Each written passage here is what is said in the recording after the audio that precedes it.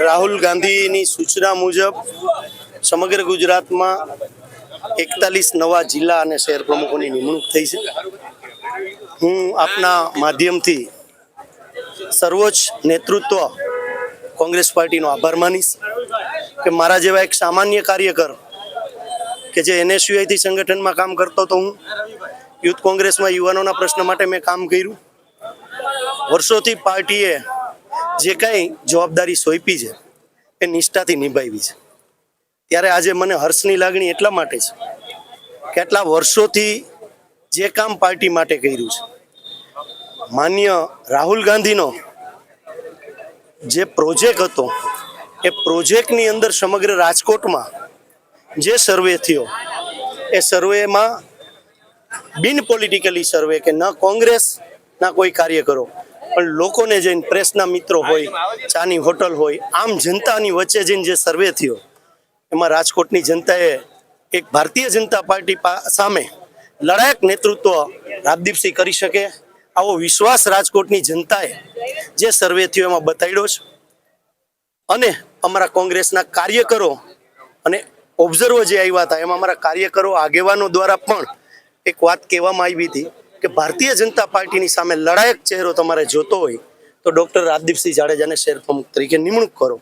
જે વાતને રાહુલ ગાંધીએ માન્ય રાખી અને ટોટલ 14 દાવેદારો શહેરમાં હતા, આજે મને શહેર પ્રમુખ બનાવ્યો છે.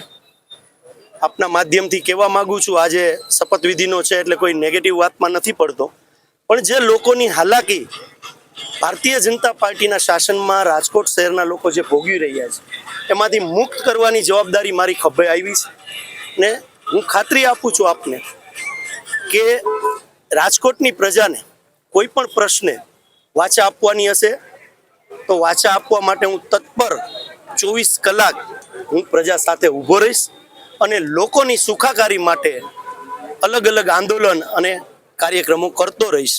ને સમગ્ર અમારી કોંગ્રેસની ટીમ, રાજકોટની સિનિયર લીડરો, વોર્ડ પ્રમુખો, વોર્ડ પ્રભારીઓ, ફ્રન્ટલ સેલ, બધા લોકોએ આજે મારું જ્યાં સ્વાગત કર્યું છે એ ઉપરથી સાબિત થાય છે કે રાજકોટની જનતાના દિલમાં અને મારા કોંગ્રેસના આગેવાનો, કાર્યકરોના દિલમાં રાજદીપસિંહ જાડેજાએ આટલા વર્ષોથી જે મહેનત કરી છે એમાં જગ્યા બનાવી છે.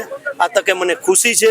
આજે ચાર્જ લેતા પહેલા માં ભગવતી, આજે પ્રથમ નોરતું છે તો માં ભગવતી આશાપુરા માતાજીના દર્શન કરી અને શંકર ભગવાનની પૂજા અર્ચના કરી અને કોંગ્રેસ કાર્યાલયની બાજુમાં સાંઈ બાબાનું મંદિર હોવાથી ત્યાં પણ પૂજા અર્ચના કરી અને હું અહીંયા સ્વાગત સ્વીકારવા માટે આવ્યો છું.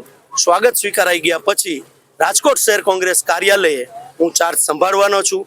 આપ બધાએ પ્રિન્ટ મીડિયા અને ઇલેક્ટ્રિક મીડિયાએ જે સહકાર આપ્યો છે આપનો પણ હું ઋણી રહીશ. જય હિન્દ, જય ભારત.